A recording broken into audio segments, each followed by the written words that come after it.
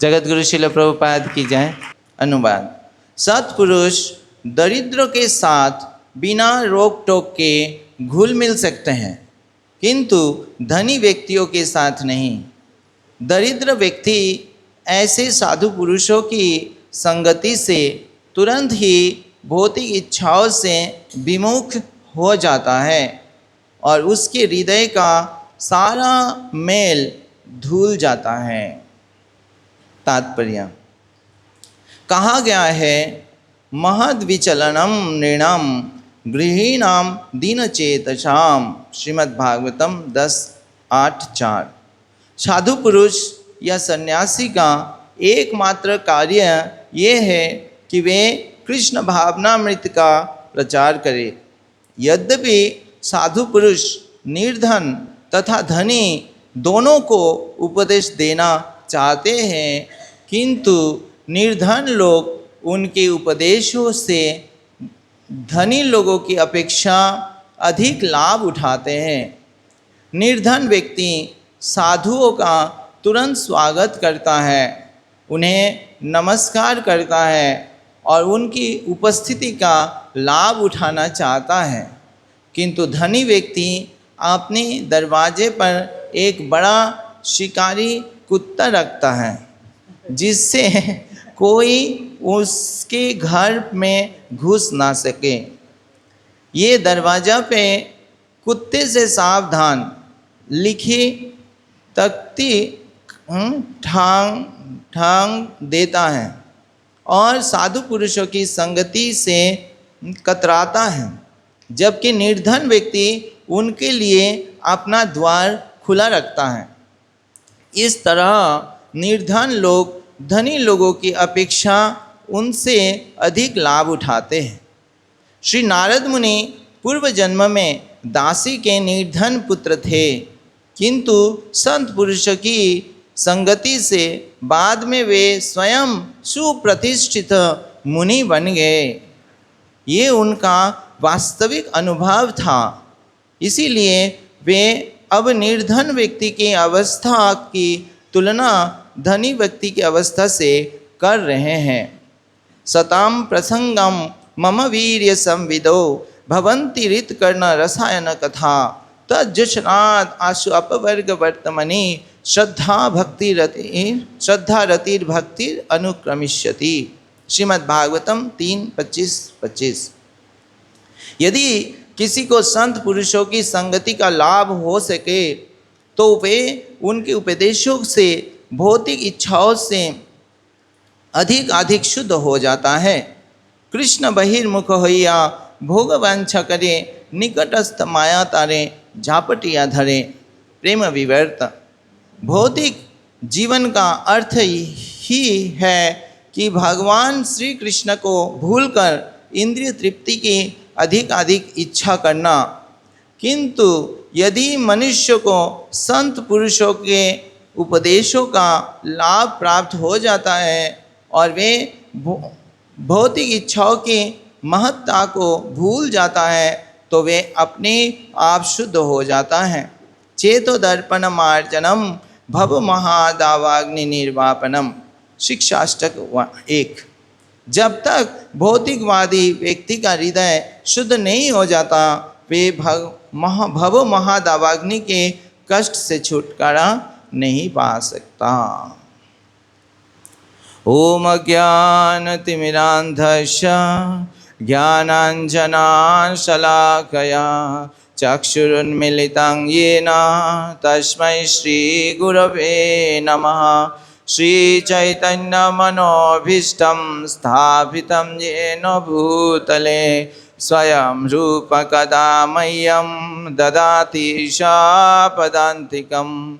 वन्देऽहं श्रीगुरु श्रीयुतापदकमलं श्रीगुरून् वैष्णवांश्च श्रीरूपां साग्रजातां सहगण रघुनाथान्वितं तं सजीवं साद्वैतं सवधूतं परिजनसहितं कृष्णचैतन्यदेवं श्रीराधा कृष्णपादान् सहगण ललिता श्रीविशाखान्वितंश्च हे कृष्ण करुणा सिंधु दीनबंधु जगतपते गोपेश गोपिका कांत राधा कांत नमस्तुते तप्त कांचन गौरांगी राधे वृंदावनेश्वरी वृषभानुसुते देवी प्रणमामि हरिप्रिये वाञ्छाकल्पतरुभ्यश्च कृपा सिन्धुभ्येव च पतितानां पावनेभ्यो वैष्णवेभ्यो नमो नमः। जय श्री कृष्ण चैतन्य प्रभु नित्यानंद श्री अद्वैत गदाधर श्रीवासादि गौरभक्तवृंद। हरे कृष्णा कृष्ण कृष्णा हरे हरे हरे राम राम राम हरे हरे। नमो विष्णुपादाय कृष्णपृष्ठाय भूतले श्रीमते भक्तिवेदांत स्वामिने ते नामिने नमस्ते सरस्वती देवे गौरवाणी प्रचारिणे निर्विशेष शून्यवादी पाश्चात्य देश तारिणे। हरे कृष्णा। तो सबसे पहले उपस्थित सारे वैष्णव से, विशेष करके सारे वरिष्ठ वैष्णव से मैं आशीर्वाद मांगता हूँ ताकि मैं ये सेवा कर सकूँ ठीक से। तो ये बहुत सुंदर भगवान की लीलाएं हैं, प्रसंग है ये यमलार्जुन वृक्ष का उद्धार। तो ये भगवान की कौन सा लीला का अंश है? दामोदर लीला। तो भगवान की कितने लीलाएं हैं? अनंत लीलाएं। अनंत लीलाए तुभ्यम है ना, दामोदर अष्टकम में वो आता है कि अनंत लीला करने वाले भगवान को प्रणाम। तो भगवान की लीला असंख्य है, अनंत शेष जो है अनंत काल से भगवान की लीलाओं का गुणगान कर रहे हैं। तो भगवान की सारे लीलाएं क्या है? दिव्य है। जन्म कर्म च में दिव्यम।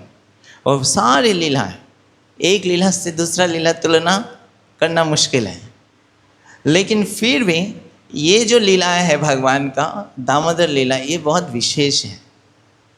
जो ये लीला के बारे में हम सुनते हैं और गीत गाते हैं पूरा एक महीना भर, पूरा कार्तिक फुल मंथ हम इसी लीला का सुनते हैं, वर्णन करते हैं, गाते हैं। तो ये लीला इतना विशेष क्यों है? तो ये बताया जाता है कि इस लीला में विशेष इसलिए है क्योंकि इस लीला में भगवान भक्तों का महिमा को एस्टैब्लिश करते हैं कि भक्त का महिमा और भक्ति का महिमा इतना है कि वो भगवान को भी कंट्रोल कर लेते हैं। भगवान स्वयं बंध जाते हैं भक्ति से, भक्तों से। तो भक्त और भक्ति का महिमा को इस लीला में भगवान पूरा दुनिया को दिखाते हैं। तो इस लीला में जिसे हम सब जानते हैं कि भगवान को माता यशोदा बांधना चाहती हैं और माता यशोदा भगवान को बांधने का प्रयास कर रहे हैं, लेकिन भगवान को कैसे कौन बांध सकता है? असीम है। नमस्ते धामने स्फुरदीप्ति धामने तदियो दोहराया था विशेष धामने। पूरा विश्व, पूरा ब्रह्मांड भगवान के उदर में है। तो ऐसे असीम अनंत भगवान के उदर को बांधना संभव नहीं है किसी के लिए, लेकिन माता यशोदा चाहते हैं बांधना और भगवान फिर फाइनली क्या है? बंध जाते हैं। स्थितो ग्रैव दामोदर भक्तिबद्धम। भगवान को ऐसे भौतिक चीज से बांध नहीं सकते कोई, भक्ति के द्वारा बांध सकते। तो भगवान जो बांध गए हैं वो किसके द्वारा बंधे हैं? माता यशोदा की भक्ति से बंध गए। तो माता यशोदा की भक्ति से बांध गए तो माता यशोदा ने उनको बांध दिया भगवान को, और उखल में बांध दिया। अब बांध के माता यशोदा के घर में और भी कार्य हैं, भगवान की सेवा के लिए और भी कार्य हैं। तो एक ही चीज़ के लिए बैठे नहीं रह सकते हैं। तो माता यशोदा चले गए, भगवान को सिक्योर करके बांध दिया कि अब यहाँ से भगवान जाएंगे नहीं, कृष्ण जाएंगे नहीं। तो माता यशोदा चले गए अपनी कार्य में। अब भगवान वहाँ पे बंधे हुए, तो बंधे हुए तो भगवान कुछ तो करेंगे ना। तो भगवान बैठे बैठे, भगवान का क्या है? नज़र। नजर कहाँ पड़ गया? आंगन में जो दो वृक्ष थे, यमल अर्जुन, दो वृक्ष, तो दो वृक्ष के ऊपर भगवान का नजर पड़ गया। भगवान यहाँ पे बंधे हैं और उस नजर पड़ गया, वृक्ष को भगवान देख रहे हैं। और जैसे ही दो वृक्ष को देख रहे हैं तो भगवान के हृदय में क्या आया? करुणा से भर गए। भगवान का दृष्टि में क्या रहता है? करुणा की दृष्टि रहता है, कृपा दृष्टि। तो उस करुणा से भगवान देख रहे हैं और भगवान को याद आ गए। इस लीला में सबसे पहले तो भगवान ने माता यशोदा का जो महिमा है भक्ति का, वो महिमा को एस्टैब्लिश कर दिया कि माता यशोदा की भक्ति से बंध गया।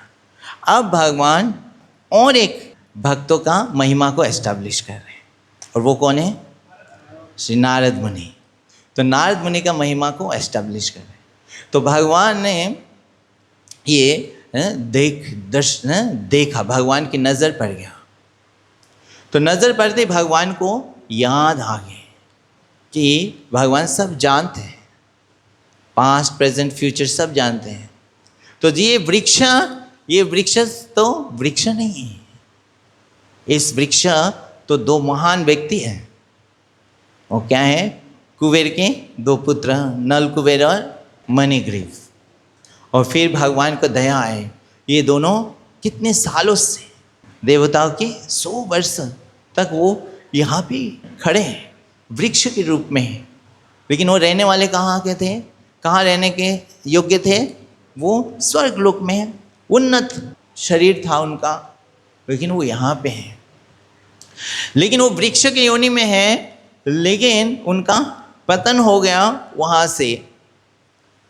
तो ये इस अध्याय में आता है, भगवान सोच रहे हैं, वर्णन कर रहे हैं और सोच रहे भगवान कि उनका पतन तो हो गया वहाँ से, लेकिन वो क्या कर रहे हैं? साथ में श्री नारद मुनि की कृपा कैरी कर रहे हैं।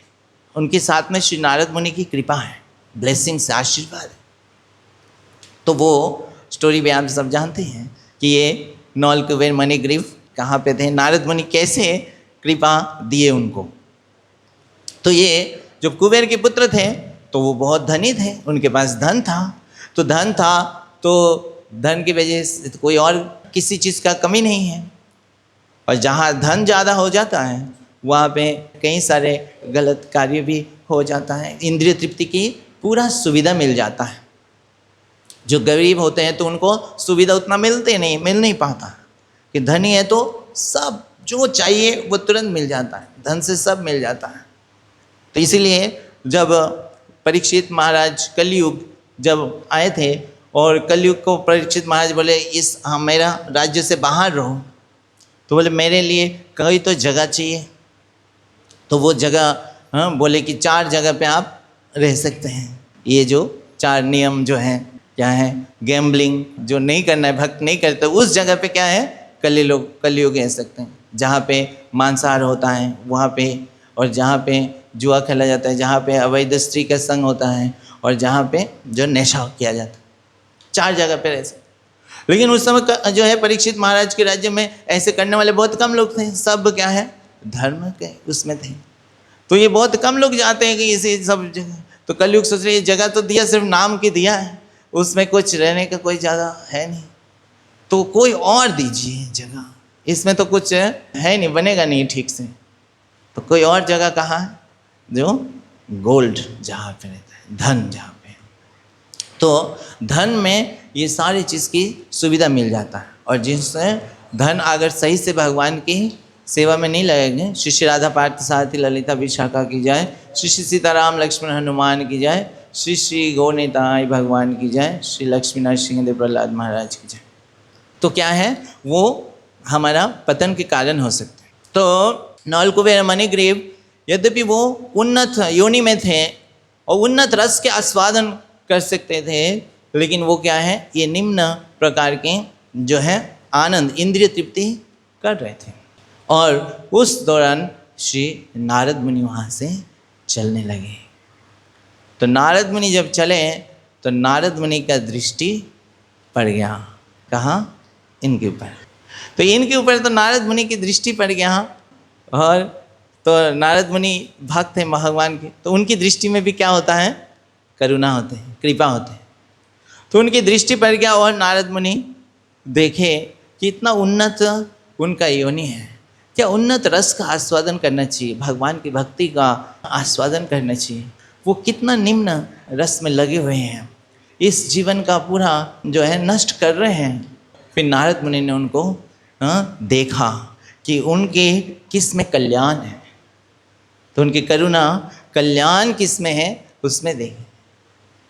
तो वो साधु भक्त जो हैं वो हमेशा इसी के बारे में सोचते हैं कि किस में कल्याण है जीव का, और फिर वो उस हिसाब से कार्य करते। तो नारद मुनि उनको क्या दिया, शाप दिया कि आपको कैसे यहाँ पे रहने के, आप जैसे कार्य कर रहे वो वृक्ष की तरह, कि नग्न है लेकिन पता नहीं चल रहा उनको वो नग्न है, पता नहीं चल रहा, नशा में है, तो इसीलिए वो ढक नहीं रहे। पता चलेगा तो ढक जाएंगे, ढकेंगे, साधु को देख के ढक जा लेंगे, लेकिन वो नहीं ढाक रहे थे। तो जैसे वृक्ष को पता नहीं चलता है, चेतना नहीं रहता है, तो उसी प्रकार आप वृक्ष बन जाए। लेकिन साथ ही साथ फिर करुणा हुए और नारद मुनि उनको ब्लेसिंग्स दिए कि उस वृक्ष बनने कहाँ बनेंगे, वो भगवान के श्रीनंद महाराज के आंगन में बनेंगे, ताकि भगवान का दर्शन, साक्षात दर्शन कर सके, भगवान के दर्शन कर सके। ये अनंत जो मुनि हैं, ऋषि हैं, सारे वैदिक मंत्र का उच्चारण करते हैं, वो भगवान का दर्शन नहीं कर पाते, युग युग से उनको भगवान का, साक्षात भगवान का दर्शन हो। तो वो उसको स्वीकार किए और वहाँ पे आंगन में इंतज़ार कर रहे हैं कि कब नारद मुनि का जो ब्लेसिंग है वो फुलफिल होगा, कब भगवान का दर्शन होगा। तो अब भगवान जब देख रहे हैं उस वृक्ष को, तो भगवान को वो सारे याद आ रहे हैं कि उन्होंने, नारद मुनि ने उनको ब्लेसिंग्स दे दिया है कि मेरा दर्शन होगा उनको और मैं उद्धार करूंगा। भगवान ने कुछ बोला नहीं था ऐसे, नारद मुनि को कुछ ऐसे प्रॉमिस नहीं किया, लेकिन नारद मुनि अपने करुणा के कारण बोल दिया, आशीर्वाद दे दिए। तो आप भक्तों के मुंह से वो आशीर्वाद निकल गया, भगवान के शुद्ध भक्तों के। तो अब भगवान को उस इच्छा को, नारद मुनि की जो वचन है उसको पूर्ण करना है। तो उसमें फिर भगवान अब चल पड़े कि अब इस वृक्ष को उद्धार करने। और फिर भगवान चलते गए और फिर जो है, जिसे आप सब जानते हैं, दोनों वृक्ष के और भगवान भी अपनी लीलाएं जो है दिव्य है, कैसे वृक्षों को से उद्धार करना है ये भगवान को पता है। तो भगवान ऐसे चलते गए ये जो है उखल, ये दोनों वृक्ष के बीच में अटक गए। और फिर भगवान ने जैसे ही चलने गए वो वृक्ष गिर गए। वृक्ष तो गिर गए, इतना विशाल वृक्ष है जो इतने सालों से यहाँ पे हैं। एक वृक्ष को उखाड़ने के लिए आप देखते हैं कितना क्रेन चाहिए होता है, ये चाहिए होता है, कितने कुछ करके भी पूरा दिन भर लग के भी उसको जड़ से उखाड़ना मुश्किल होता है। लेकिन वो भगवान जैसे ही वो छोटे लीला, बाल्य लीला कर रहे हैं और भगवान की थोड़ा सा उससे वृक्ष गिर गए। तो ये भगवान की उससे शक्ति से वृक्ष गिर गया, लेकिन वो रस्सी नहीं टूट रही, क्योंकि ये रस्सी कैसे है, भक्ति का रज्जु है, माता यशोदा की भक्ति की रज्जु। तो जैसे ही ये दोनों वृक्ष गिर गए तो वहाँ से फिर ये कुबेर, नल कुबेर और मणिग्रीव उद्धार हो गए वृक्ष योनि से, और वो साक्षात भगवान का अब दर्शन कर रहे हैं। तो ये भगवान का दर्शन करने का सौभाग्य उनको किससे प्राप्त हुआ, इस नारद मुनि का दर्शन करने से। अब यहाँ पे भगवान जब दर्शन कर रहे हैं, देख रहे हैं, तो ये कृपा दृष्टि है, भक्त जो देखते हैं वो भी कृपा से। तो हम भी भगवान का दर्शन करते हैं, हम भी भगवान को देखते हैं, और भगवान भी हमको, जीव को देखता है। तो कौन सा महत्वपूर्ण है। हम भगवान का देखें, भगवान को दर्शन करें, या भगवान हमको देखें, कौन सा? हाँ, तो दोनों ही महत्वपूर्ण है। हमको दोनों ही भक्ति का अंग है कि हम भी भगवान का दर्शन करें, क्योंकि ये आंखें किसके लिए हैं? भगवान के दर्शन के लिए। ये आंखें दिए ही इसी के लिए। अगर हम भगवान का दर्शन नहीं कर रहे हैं इस आंखों से, तो ये आंखें किसकी बराबर है? ये शास्त्र में वर्णन किया गया है। मोर पंख में जो पेंटिंग होता है वो भी देखने में आंखें जैसे ही लगता है, तो वो केवल पेंटिंग जैसे ही कार्य करेगा। तो ऐसे हमारा आंखें केवल भगवान पे ही फिक्स होना चाहिए, किसी और चीज़ों में नहीं, केवल भगवान का ही दर्शन करें। लेकिन साथ साथ ये और महत्वपूर्ण है कि भगवान, हम ऐसे भगवान का दर्शन करें हैं कि भगवान हमको देखे, भगवान की जो दृष्टि है वो दृष्टि हम पर पड़ जाए भगवान की। क्योंकि हम जब भगवान को दर्शन करेंगे वो हमारे चेतना के ऊपर निर्भर करेगा, हम कैसे देख पा रहे हैं भगवान को, भगवान की दिव्य रूप को हम देख पा रहे हैं, ये हमारे चेतना के ऊपर। अगर हमें चेतना सही नहीं तो हम पूरा उस दर्शन का लाभ नहीं ले पाएंगे। नल कुबेर मणिग्रीव, वो नारद मुनि का दर्शन तो किए, लेकिन वो ठीक से वो उस चेतना में नहीं थे कि नारद मुनि का सही दर्शन कर सके, तो वो उनके सम्मान नहीं कर पाए। तो वो दर्शन हम साधु भगवान के भक्त या भगवान के जब दर्शन करते तो हमारी कंडीशन, हमारे सिचुएशन के ऊपर निर्भर करता है। लेकिन जब भगवान देखेंगे, हमारे भगवान की दृष्टि हमारे ऊपर पड़ जाएगा, तो वो क्या है? वो शुद्ध है, और भगवान या भगवान के शुद्ध भक्तों का दृष्टि हमारे ऊपर पड़ जाएगा तो वो हमारा कल्याण हो जाएगा। चाहे हम कितना भी पतित स्थिति है से, नल कुबेर मणिग्रीव का इतना पतित स्थिति था, लेकिन नारद मुनि का करुणा की दृष्टि पड़ गया, उद्धार हो गए।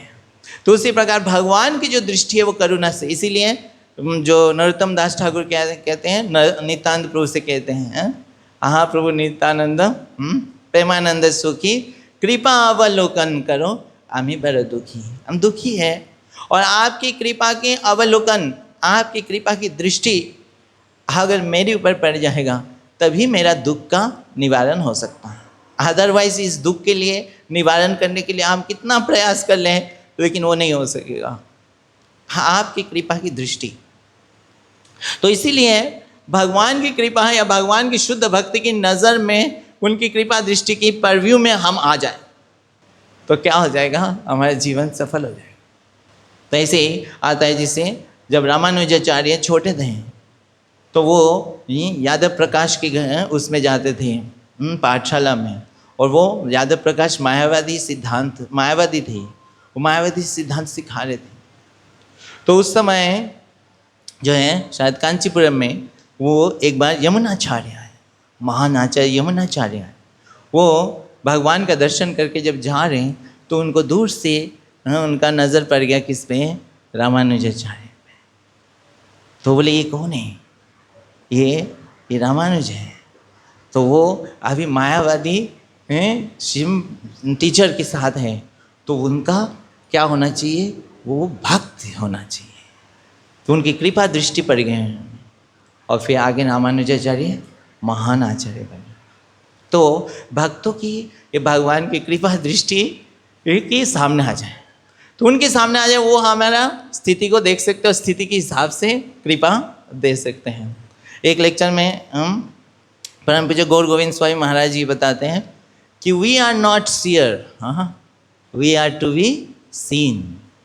तो हम क्या देखेंगे वही हमारे चेतना की भी आधार पर ही हम देख सकेंगे चीज़ को। लेकिन जब गुरु या साधु और या भगवान देखेंगे तो हमारे अंदर क्या कमी है वो भी देखेंगे, हमारे अंदर क्या है और किस तरह से वो कमी दूर हो सकता है वो भी देखेंगे। तो हमें उनकी नज़र में आ जाना है। अब साधु की नज़र में आना है, भगवान की भक्तों की नज़र में आना क्या कठिन है या सरल है? डिफिकल्ट है। साधु का ऐसे तो भगवान के भक्तों के संग जो है बहुत मुश्किल से प्राप्त होता है। लेकिन इसी में जैसे इसी श्लोक में है कि भक्त जो है, ये भक्त का प्रयास ही रहता है, कार्य ही रहता है कि ये संग सबको दे, सबको वो प्रदान करे। और इसीलिए वो कितना कष्ट उठाते हैं, कितना कष्ट उठा के वो भ्रमण करते रहते हैं, सब जगह पे जाते हैं कि भगवान की कृपा को डिस्ट्रीब्यूट करने के लिए। जैसे श्रील सुखदेव गोस्वामी वो जाते हैं, किसी के घर में जाते हैं रुकने के लिए नहीं, कुछ पाने के लिए नहीं, जाते हैं बस थोड़ी देर के लिए, और उनको वो कृपा दे देते हैं, भगवान को दे देते हैं और दे के चले आते हैं दूसरी जगह पे। तो इसी प्रकार जो है भक्त वो भ्रमण करते रहते हैं। उसी तरह नारद मुनि यहाँ पे भ्रमण कर रहे हैं, ताकि जब भ्रमण करेंगे तो सब मिलेंगे, सब प्रकार के लोग मिलेंगे, और उनकी दृष्टि जिनके ऊपर पड़ जाएगा उनका क्या कल्याण हो जाएगा। तो नारद मुनि चलते चलते ये नलकुबेर मणिग्रीव के साथ भेंट हो गया, और इसीलिए उनको अब भगवान का दर्शन प्राप्त हो गया।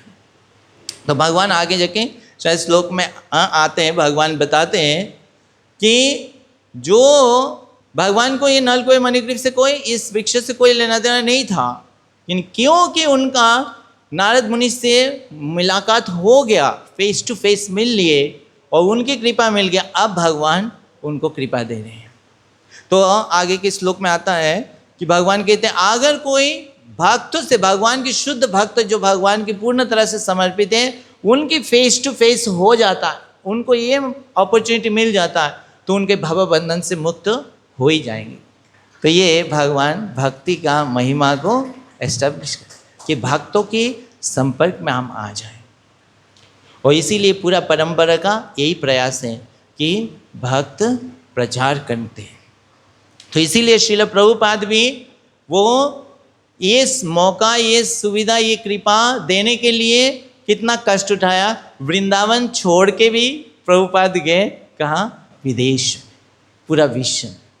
और आज का दिन ये 13 अगस्त है ना, आज इसी 13 अगस्त को 60 ईयर्स पहले, 60 साल पहले, 13 अगस्त 1965 सुबह 9 बजे फ्राइडे को श्रील प्रभुपाद कलकत्ता से जलदूत में चढ़े। श्रील प्रभुपाद की जय। ये कृपा दृष्टि हो जाए। और जैसे ही वहाँ पे पहुँचे अमेरिका में, प्रभुपाद देख रहे हैं, दर्शन कर रहे हैं, देख रहे हैं कि किस प्रकार ये सब रजगुण तमगुण में लिप्त है, कैसे इंद्रिय तृप्ति में सब लिप्त है। और फिर भगवान से प्रार्थना कर रहे हैं कि आप अगर कृपा करें तो इनकी उद्धार हो सकता है, आपकी कृपा से ही हो पाएगा। तो एक भजन में भक्ति विनोद ठाकुर लिखते हैं कि वैष्णवेर आवेदने कृष्ण दयामय, एहे न पामर प्रति हईवेन सदय। मैं तो पामर अभागा, लेकिन मेरे ऊपर कृष्ण कब सदैव दया करेंगे? जब वैष्णव के आवेदन होगा, मेरे लिए वैष्णव प्रार्थना करेंगे, मेरे ऊपर कृपा दृष्टि करेंगे। तो ऐसा श्रील प्रभुपाद कृपा दृष्टि करें, सबके लिए प्रार्थना की भगवान। प्रभुपाद ऐसे पूरा विश्व में सबको ये सुविधा प्रदान की, भगवान का दर्शन प्राप्त करने के लिए, कृपा प्राप्त करने के लिए। साधुओं का ये स्वभाव है। तो पर ये कृपा से हम कैसे वंचित रह जाते हैं? ये कृपा तो दे रहे हैं फ्रीली सबको, तो हम कैसे वंचित हो जाते हैं? हम इस कृपा से वंचित तब हो जाते हैं जब हमारा अंदर क्या आ जाता है? इस श्लोक में जो वर्णन कर, जब हमारा अंदर अहंकार आ जाता है कि साधु की महिमा को हम नहीं समझ पाते, उनके साथ उनकी दृष्टि प्राप्त करने का महत्व नहीं पता चलता। तो वो कब होता है? जब हमारे पास 4 प्रकार की सुविधा वो होते हैं। एक तरह से वो क्या है? कुंती महारानी कहते हैं, है ना, जन्म ऐश्वर्य श्रुत श्रीवीर एधमान मद पुमान। ये 4 चीज़ रहेगा है? जन्म का अहंकार कि हम उच्च कुल में हैं, ब्राह्मण कुल में है, या इस देश में है, इससे रहेगा जन्म, ऐश्वर्य और धन या संपत्ति, ये सब। और श्रुत से जो ज्ञान का, हम ये डिग्री है, ये डिग्री है, वो है, इस तरह से, या शास्त्र का इतना ज्ञान है, और सुंदरता। तो ये सब रहेगा तो हम भगवान का, भक्तों का आदर नहीं कर पाएंगे, महिमा नहीं समझ पाएंगे। हमें लगेगा हमारे पास है तो हमारा ही महिमा ज़्यादा है, ऐसा हो सकता है। तो वो इससे हम वंचित हो सकते हैं। और उनमें से इसी अध्याय में पहले आता है कि इन चारों में से सबसे जो पावरफुल है वो ऐश्वर्य का, धन का। तो यहाँ पे नारद मुनि वही कह रहे कि कुबेर के पुत्र के पास धन होने के कारण वो ऐसे हो गए, नहीं पहचान पा रहे थे। तो इसमें फिर क्या है, इस 4 प्रकार के ऐश्वर्य होने से कि हम उसके आदर नहीं कर पाएंगे, तो फिर जो है हमें इससे हम वंचित हो सकते हैं। तो प्रभुपाद इस तात्पर्य में वर्णन कर रहे हैं कि किस प्रकार हो सकता है जब वो साधु आते भी हैं, उनके घर में भी आते हैं, लेकिन वो क्या कर रहे हैं, दरवाजा बंद कर रहे हैं कि नहीं चाहिए, और वो वहाँ पे लगा रहे। प्रभुपाद लिख रहे हैं, प्रभुपाद ने देखा होगा अमेरिका में ऐसे थे कि कुत्ता बिवेयर ऑफ डॉग्स। तो फिर साधु क्या करेंगे, वो तो जा रहे हैं, वो तो चाहते हैं भगवान की कृपा को, फिर भी वो किसी ना किसी तरह से सामने दरवाजा से या पीछे से किसी ना किसी तरह से जाने का प्रयास करते हैं और कृपा देते हैं। ये साधु का स्वभाव है। तो हमें क्या प्रयास करना चाहिए, जहाँ भी मौका मिले कि भगवान की भक्तों की कृपा दृष्टि के सामने आ जाए, तो वो हमको देख सकते हैं, हमारा स्थिति को देख सकते हैं, और फिर हमें क्या है, यहाँ पे प्रभुपाद तात्पर्य में लिख रहे हैं कि जब हम उनके सामने आएंगे, उनके साधु की कृपा की दृष्टि के सामने आएंगे, तो हमें क्या मिलेगा, उनकी संग के असली जो बेनिफिट है वो मिलेगा। तो असली बेनिफिट क्या है, उनके मुखार विंद से क्या है, कृष्ण की कथा, कृष्ण लीला, कृष्ण की गुणगान सुनने को मिलेगा। तो यहाँ पे जैसे बताया, सताम प्रसंगान मम वीर्य संविदम भवंति रीत कर्ण रसायन कथा। तो ऐसे भगवान की शुद्ध भक्तों के पास में जाने से क्या है, भगवान के जो दिव्य मधुर लीलाएं वो कान में प्रवेश करने, और वो कर्ण के लिए और हृदय के लिए क्या है, रसायन कथा, अमृत। तो वो हमें प्राप्त होगा। अदरवाइज हम क्या हैं, उसको साधु के संग सही से नहीं ले पाएंगे। अगर हमारे पास ये अहंकार, जैसे वो रूप नारायण थे, श्रील रूप गोस्वामी के पास आए, तो उनका किस चीज़ का अहंकार था, अपनी ज्ञान का अहंकार था कि मैं ये सारे शास्त्र जानता हूँ, मैं सब कुछ जानता हूँ। रूप गोस्वामी के पास आए भी, लेकिन उनका संग का लाभ नहीं ले पाए। उनको तो सिर्फ विजय पत्र चाहिए था, वो लेके चले गए। तो हम साधु के संग में आने से जो असली, अगर हम वो सारे चीज़ से मुक्त रह के, तो कुंती महारानी यही कह रहे हैं, जो अकिंचन हैं, जो होते हुए भी अगर उनके पास है भी, लेकिन वो सोचते हैं ये सारे चीज़ तो कुछ भी नहीं है, वो सारे भगवान के हैं, ये जन्म ऐश्वर्य श्रुत। तो फिर साधु के संग में वो रसायन कथा उनको प्राप्त होते हैं। इस प्रकार से हम भक्तों की संग का, भक्तों की दृष्टि में हम आ सकते हैं, और यही हमारे लिए सौभाग्य है। श्रील प्रभुपाद ये प्रदान कर रहे, इसीलिए ये मंदिर, इतने सारे मंदिर पूरा विश्व भर प्रभुपाद ने एस्टैब्लिश किया। तो हम भक्तों की संग में आके ये कृष्ण कथा के रस को आस्वादन करें, तो उनके आशीर्वाद से फिर हम भगवान की नज़र में कृपा दृष्टि में आएंगे। तो उनकी जब कथा सुनेंगे तो क्या होगा, इसमें बता रहे कि उनकी हृदय शुद्ध हो जाएगा, कि उनकी हृदय में जो कल्मश है, तो वो साधु की कथा को सुनने से और उनकी इंस्ट्रक्शन को पालन करने से, तो जब हम भगवान की शुद्ध भक्तों के निकट आते हैं, तो ये हमारे लिए महत्वपूर्ण है कि उनसे हम सुने। उनको हम कैसे देख सकते हैं, उनको देखने का वही, जैसे हमारे कंडीशन से हम देखेंगे, कुछ कमियां दिखाई देगा या कुछ ये दिखाई देगा भौतिक चीज़ों से, लेकिन उनको देखेंगे कैसे, उनसे सुनकर, और फिर उनकी इंस्ट्रक्शन को पालन करने से, उससे फिर हम भगवान की दृष्टि में आ जाएंगे। तो इस प्रकार से ये है।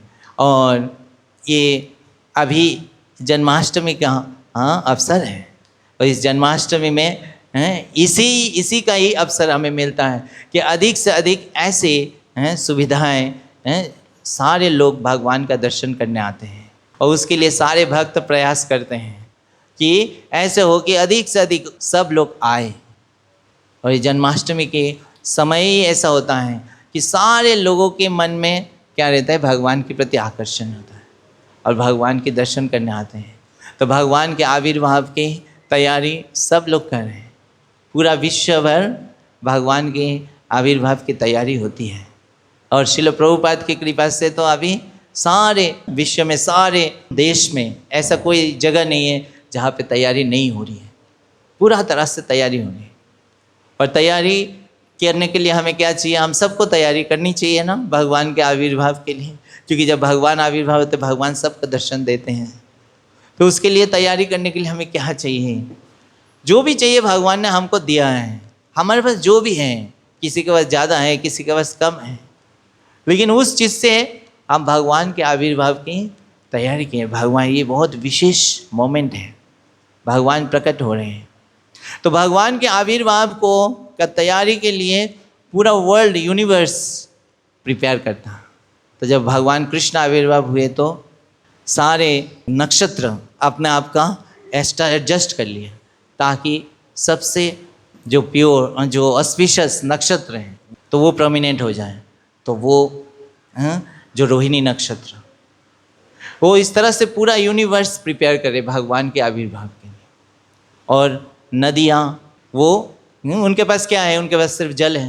लेकिन जल, जैसे कृष्ण बुक में आता है वर्णन कि भगवान का आविर्भाव को सुन के तैयारी में सारे नदी पूरा तरह से फुल फोर्स में बह रहे हैं। सारे लेक्स जो है वो फुल कमल खिल रहे हैं। सारे घरों में, ब्राह्मण के घर में आनंद खिले हुए हैं। तो इस प्रकार से तैयारी सब लोग कर रहे हैं। और भक्त लोग भी जो है उस तरह से तैयारी करते हैं। और साथ साथ ये भी तैयारी कि हमारे हृदय में भी भगवान का प्रकट हो, कि हमारे हृदय भी इतना सुंदर हो जाए, जो भी ईर्ष्या द्वेष है उसको भूलकर प्रेम और मैत्री से हम आचरण करें। तो इस तरह से भगवान क्या है? भगवान को हम हृदय में बुलाएं। तो इस तरह से जो है लोग भगवान का दर्शन करेंगे, भक्तों के दर्शन करेंगे। और दर्शन करने से, भक्तों की कृपा से क्या है? फिर भगवान का दर्शन कृपा प्राप्त होता है। जो ये यमलार्जुन, जो नल कुबेर मणिग्रीव को जो प्राप्त हुआ, वो नारद मुनि का दर्शन से, कृपा से फाइनली क्या प्राप्त हुआ? वो उनको भक्ति प्राप्त हुआ। उनके हृदय में भक्ति आ गया।